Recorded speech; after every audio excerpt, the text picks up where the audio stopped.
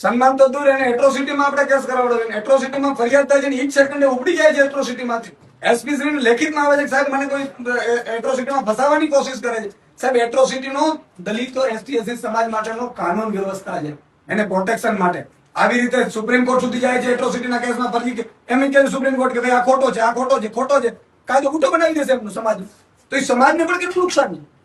બીજું કે આ વસ્તુ કર્યા પછી, ધરપકડ કર્યા પછી આયો હાજર ન રહી, મરજી પડે ત્યારે આયોની મીટિંગ આવી જાય. આયોની દીકરી હોત તો શું થાય? એસપી ની દીકરી હોત તો ત્યાં એટ્રોસિટીમાં તો બહુ દુઃખદ કહેવાય યાર.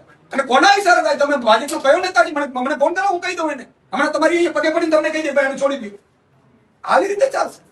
અને બીજી વસ્તુ કે જે બ્રાહ્મણ સમાજનો યુવાને આપઘાત કર્યો છે, 18 નામો છે સુસાઇડમાં, 16 નામો ભાજપ વાળા છે, એક ધરપકડ નથી થતી.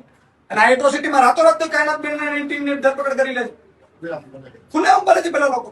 એટલે કાનૂન શું? આપણે કાનૂન શેના શપથ લઈએ?